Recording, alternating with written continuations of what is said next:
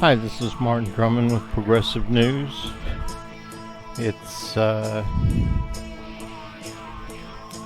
Tuesday, June 18th, 2019.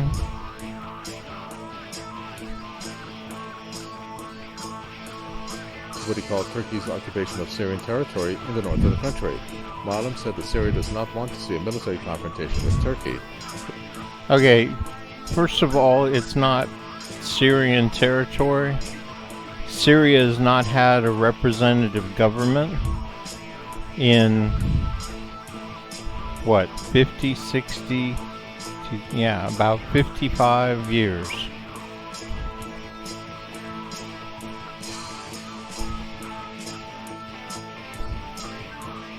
And you know what? This should be the state of every dictatorship. And don't get me wrong, because those of you who think that Venezuela is a dictatorship, for example, out of your fucking minds.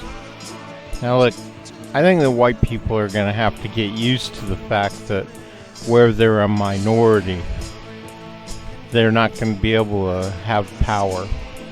And this is the same thing. This guy, the beast Bashar, who, by the way, this is every day. This is every day. See all these bombings?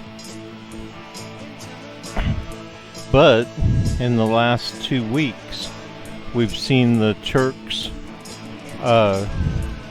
fire back at the Syrians because the Syrians attacked this outpost and this outpost. They're actually called observation points, part of the ceasefire. This is their idea of a ceasefire, and it was all red for months. For the last 6 months since the ceasefire, maybe a year since the ceasefire. What a joke, right? I mean, there's an exclusion zone. It's supposed to be 13 miles inside this area and 13 miles outside of it. Immediately, the Syrian army completely moved right up to the border of it and said, oh, you got to move all of your troops. Well, troops, Free Syrian Army, National Liberation Army, which are all Free Syrian Army, really. And then there's the, Al-Qaeda groups. Al-Qaeda, my ass. Where the fuck is Al-Qaeda in all this? Who's running training camps for terrorists in Syria? Nobody. Even ISIS,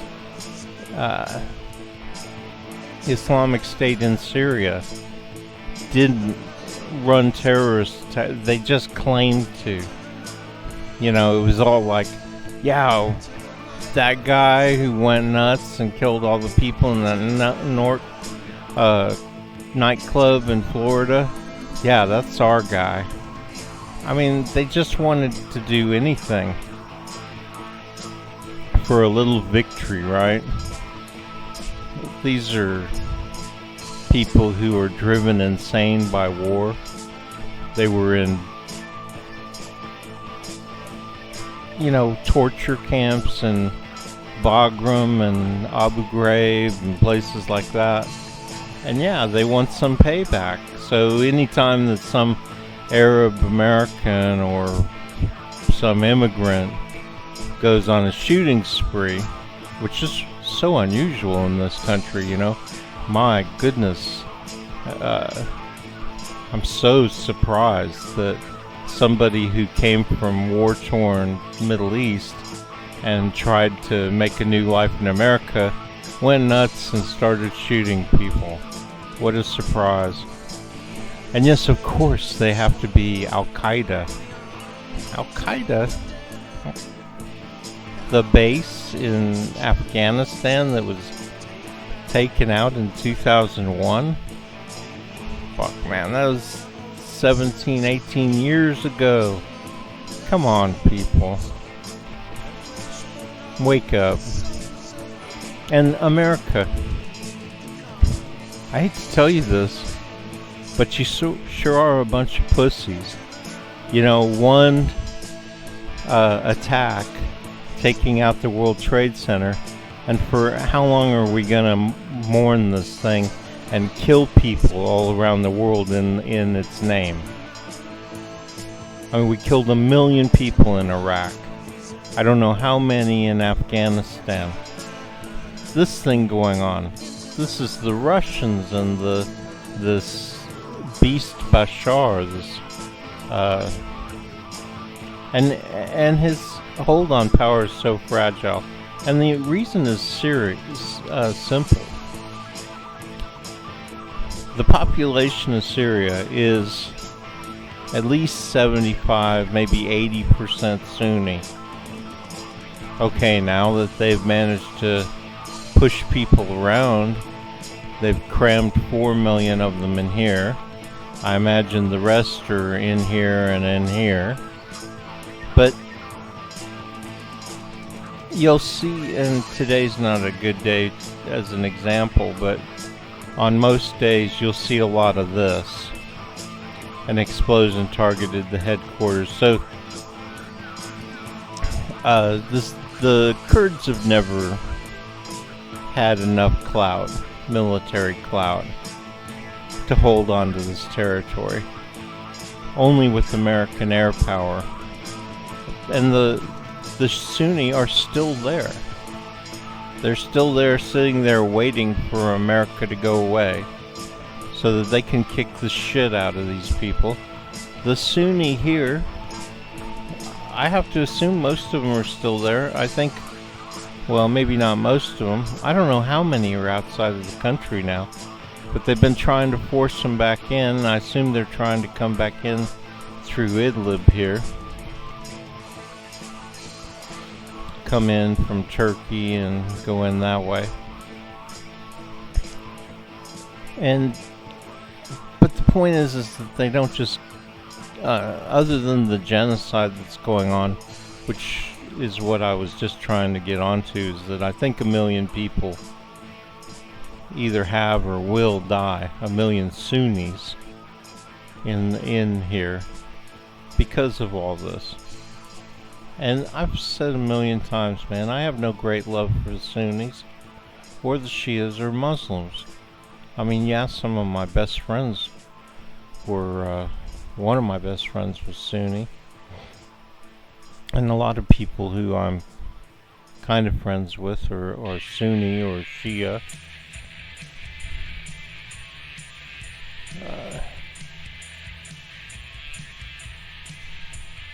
I don't think the solution is killing them all, but that appears to be the world's solution.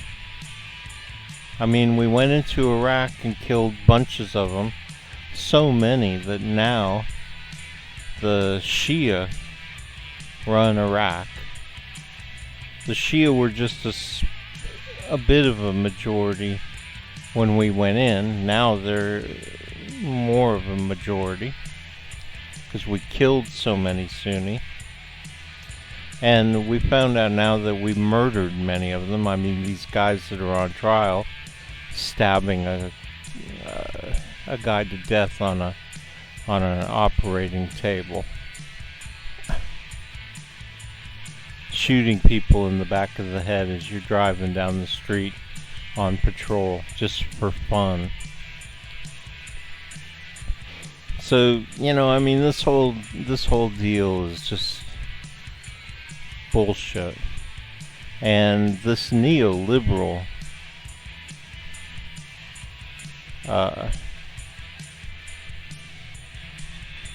desire for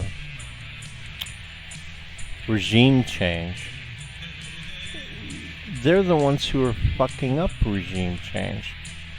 Because we all know what they mean by regime change, right? They want to get somebody in there who they can do business with. In other words, somebody who will help them loot the country, right? People like me, we want regime change, but we don't want American boots on the ground for sure, which we already have. We have them here and we have them here.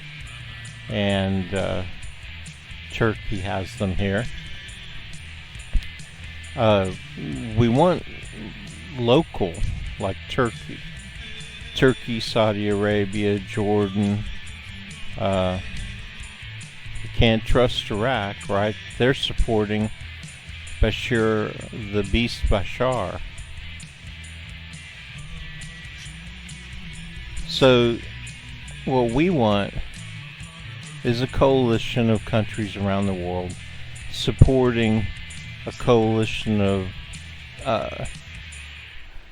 countries in the region who support constitutional democracy, representative government. You know, the only thing that makes Muslims radical is the pressure we put on them. By killing them, they want revenge, of course. I mean, they're an Abrahamic religion just like we are. Well, I'm not a Christian, but, you know, an eye for an eye. You know, the religion that leaves everybody blind. Yeah. So, the solution to dealing with them and keeping terrorists like whoever attacked us on 9/11, which I think it was Saudi intelligence and Pakistani intelligence working together, maybe with Al-Qaeda, maybe not. I don't really know for sure. It's hard to tell because our government keeps everything secret. But the way to keep these things from happening is to let Islam alone. I mean, regardless of what religion they are, they're still people. They still have a right to follow whatever deluded fantasy nonsense they want to, as long as it doesn't interfere with, you know, unduly with their neighbors and the rest of the world.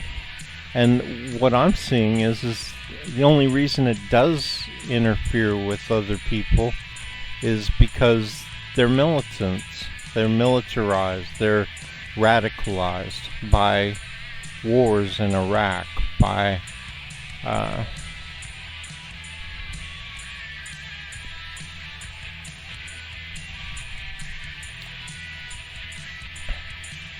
yeah, and you know, it's hard to say exactly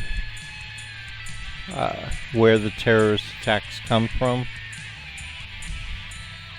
because nobody's really saying.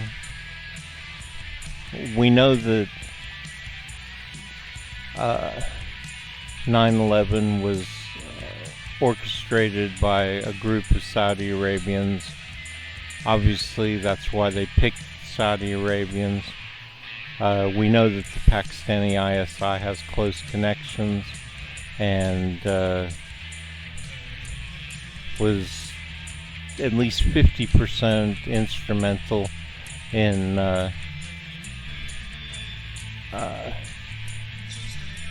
funding and setting up Al-Qaeda, probably more like 75%. The rest was American and Saudi Arabian, done out of Saudi Arabia.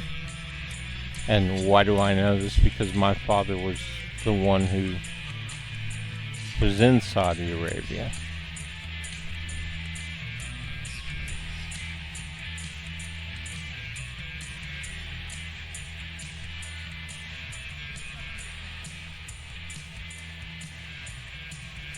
He was right here. So, I mean, let's just face it. That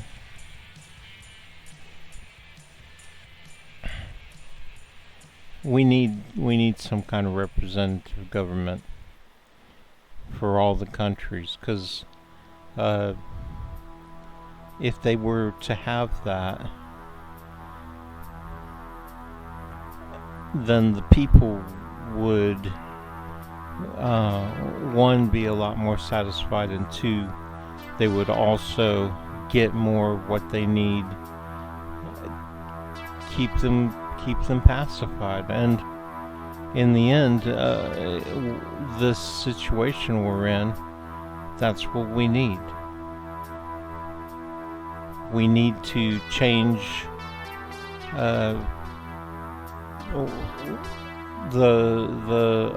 environment in these countries.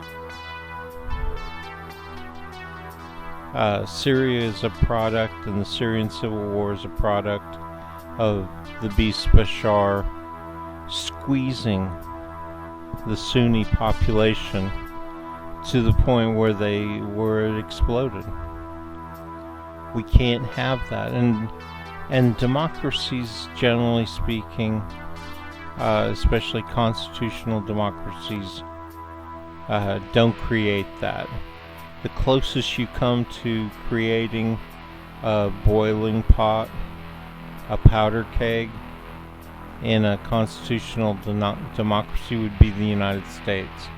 Because the United States is a perfect example of where the rich, the ultra-rich, or whoever they are, I don't care, you want to call them the Star Chamber, the Illuminati, whatever you call them, but they push the people as far as they can without pushing them over the edge. So even in the worst constitutional democracy like you have in the United States, generally speaking, they don't push them over the edge. Of course, we're a fake constitutional democracy. We're really an oligarchy, and I think there's several universities who've done studies that say that, and I think it's just intuitive. I mean, it's not hard to figure out that people like you and me, except for this internet thing, don't have a voice, don't have a say, certainly don't have any influence, right? So, you know, maybe we can give them what we don't have. Kind of an experiment, right? Yeah, we're trying to do it here. This is what Bernie Sanders in 2020, this is what Alexandria Ocasio-Cortez and the progressive movement, we're trying to give America back a constitutional democracy, and I think we'll be successful. I see so much power in the movement. I don't see it ending until we're running this country. Let's hope, right?